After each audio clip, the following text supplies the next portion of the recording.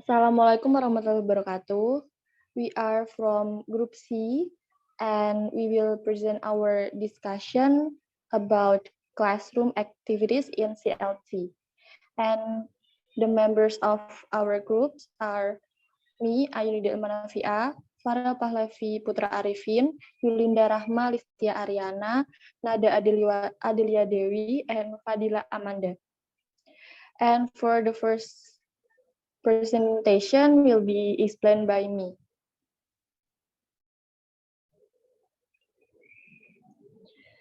So the first one is accuracy versus fluency activities. Here there are differences between fluency and also accuracy. For activities focusing on fluency, uh, are reflect natural use of language, focus on achieving communication, require meaningful use of language, require the use of communication strategies, produce language that may not be predictable, and seek to link language use to context. And for the activities focusing on accuracy, they are reflect classroom use of language, focus on the formation of correct examples of language, practice language out of the context, practice small samples of language, don't require meaningful communication, and the last one is control choice of language. And the short definition of fluency is natural language use occurring when a speaker engages in meaningful interaction and maintains comprehensible and ongoing communication despite limitation in his or her communicative competence. Meanwhile, the definition of accuracy is activities focuses on creating correct example of language use, understanding the deeper meaning and usage of vocabulary, and also involves the correct pronunciation of words. They are vocabulary, grammar, and also pronunciation. Next.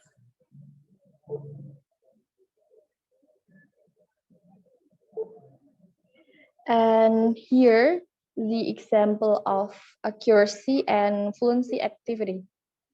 So the teacher can give the example or a text for fluency. And the example is a group of students of mixed language ability carry out a role play in which they have to adopt specified roles and personalities provided for them on cue cards. These roles involve the drivers, witnesses, and the police at the collision between two cars. The language is entirely improvised by the students, though they are heavily constrained by the specified situation and characters. So teacher can give this task in groups. And for the example of accuracy test is students are practicing dialogues, and the dialogues contain examples of full intonation in WH questions. The class is organized in groups of three, two students practicing in dialogue, and the third playing the role of monitor. The monitor checks that the others are using the correct intonation pattern and also corrects them where necessary. The students rotate their roles between those reading the dialogue and those monitoring. The teacher moves around listening to the groups and correcting their language where necessary. And uh, the types of accuracy activities also in groups. Teacher were recommended to use a balance of fluency activities and accuracy, and to use accuracy to support fluency activities. So fluency and accuracy are complementary to each other.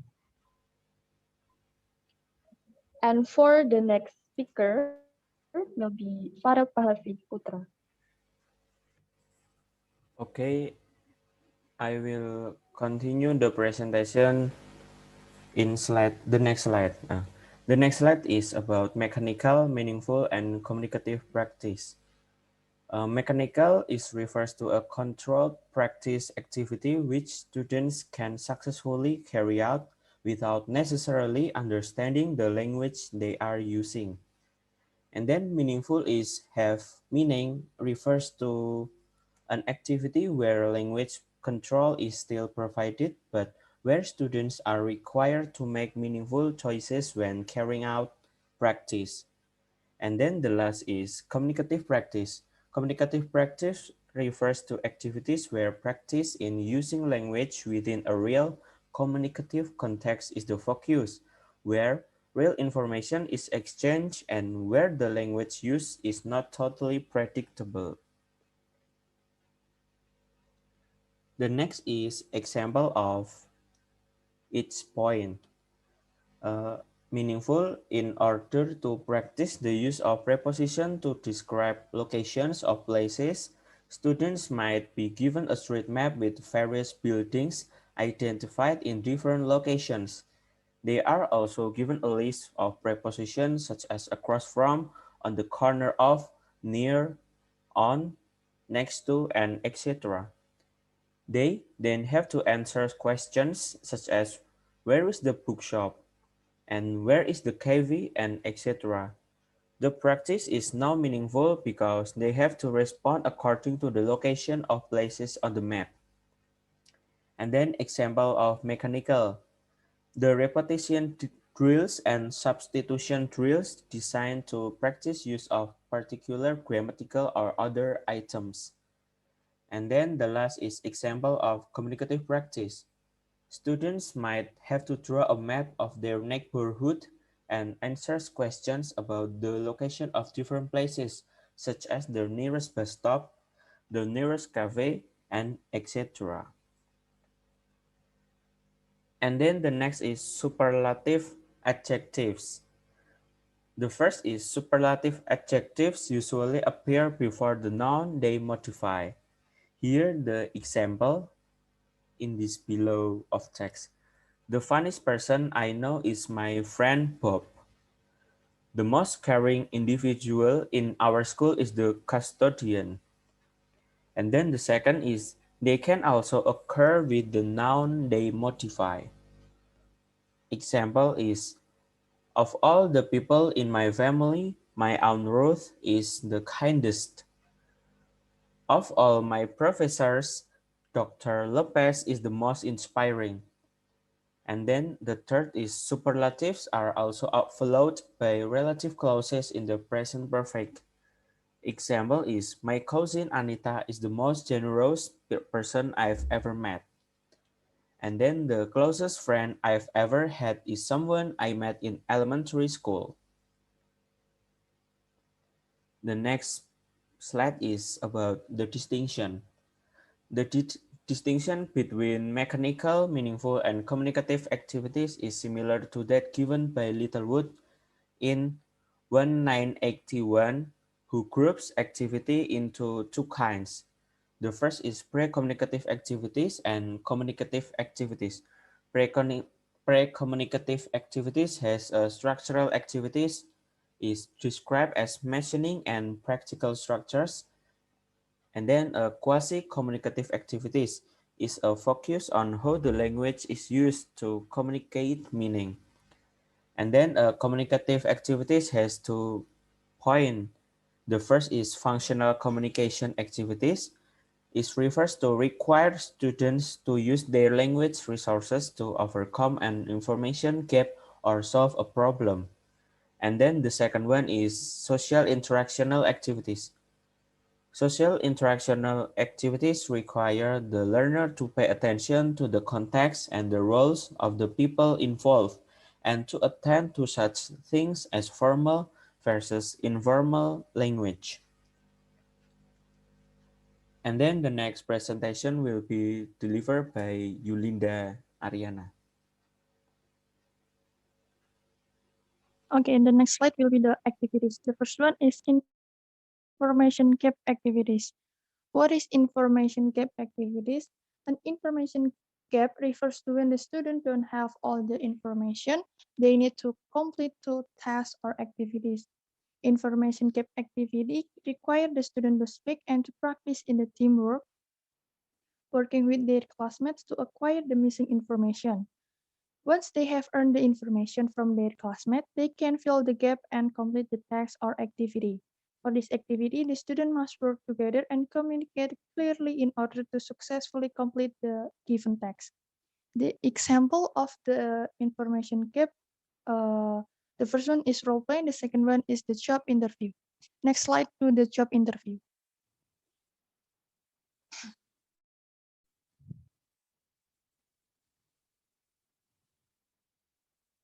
Okay. For the job interview, this is talking about experience, profession, and characteristics.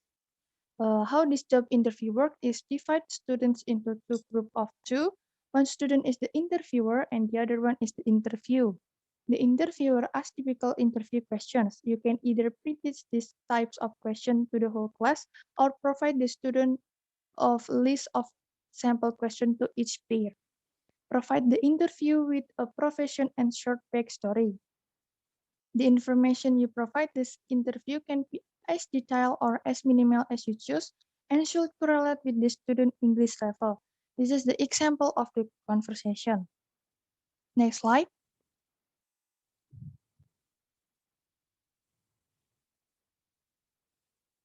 Okay, the next activities is jigsaw activities. What are the jigsaw activities? Jigsaw activities are the specific type of information gap activities that work best when used with the whole class.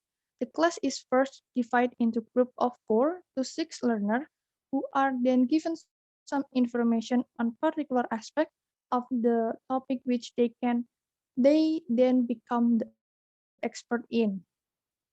Jigsaw activity help build comprehension, encourage cooperative learning among students, and help improve listening, communication, and problem-solving skills. The class is then reorganized into different groups of or jigsaw groups of 4 to 6 learners so that each learner in the new group is from different expert group and they share their information with the new group so they can complete the task together. For example of jigsaw activities, there is two examples, jigsaw presentation and biographical jigsaw activities. Next slide to the biographical jigsaw activities.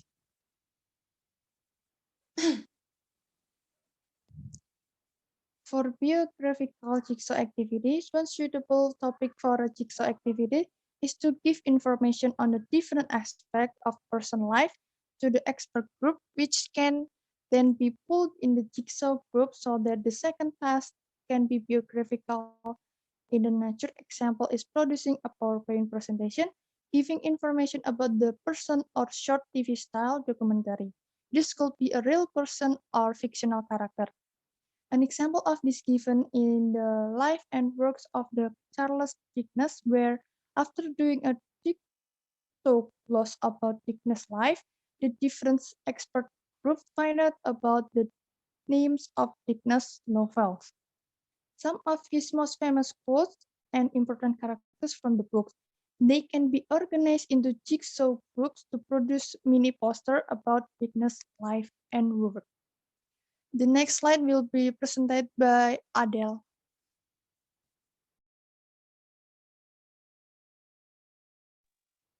Okay, thank you, Yulinda. The next is other activity types in CLT.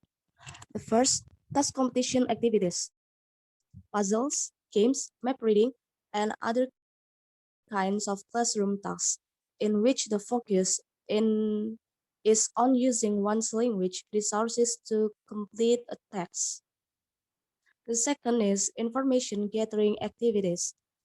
Students conducted surveys, interviews, and research in which students are required to use their linguistic resources to collect information. The next is opinion sharing activities. Activities in which students compare values, opinions, or beliefs might consider, such as ranking tasks in which students list 6 qualities in order to of importance that they might consider in choosing a date or spouse. The next is information transfer activities. This requires learners to take information that is presented in one form and represent it in a different form. For example, they may read instruction on how to get from A to B, and then draw a map showing the sequence. Or they may read information about a subject and then represent it as a graph. The next, reasoning gap activities. This involve deriving some new information from given information through the process of inference, practical reasoning, etc. For example, working out a teacher's timetable on the basis of given class timetables. The last is role plays, activities in which students are assigned roles and improvise a scene or exchange based on given information or clues. Next, please.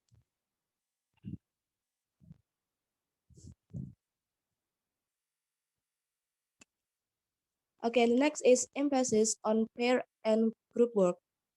Most of the activities discussed above reflect an important aspect of classroom tasks in CLT, namely that they are designed to be carried out in pairs or small groups. Through completing activities in this way, it is argued learners will obtain several benefits. First, they can learn from hearing the language used by other members of other group. Then, they will produce a greater amount of language than they would use in teacher-fronted activities. Next, their motivational levels is likely to increase, and they will have the change to develop fluency. The next, the next slide will be presented by Fadila Amanda. The next slides by the views for authenticity. Arguments in favor of the use of authentic material include they provide cultural information about the target language. They provide exposure to real language. They relate more close to learner needs. They support a more creative approach to teaching. Critics of the case for authentic material point out that created material can also be motivating for learners. Creating material may be superior to authentic materials because they are generally built around a curated syllabus. Authentic material often contain difficult and irrelevant language. Using authentic material is a burden for teachers. Next.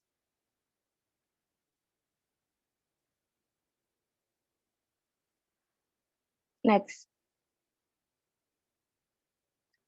Example of authentic material. Use realistic objects, then uses printed text such as books. Use paper. It can also use visual such as photographs, posters. Authentic material also can use multimedia materials such as audio tapes, video tapes, CDs, DVDs, computer beside program. So that's all for the presentation of our group. Thank you.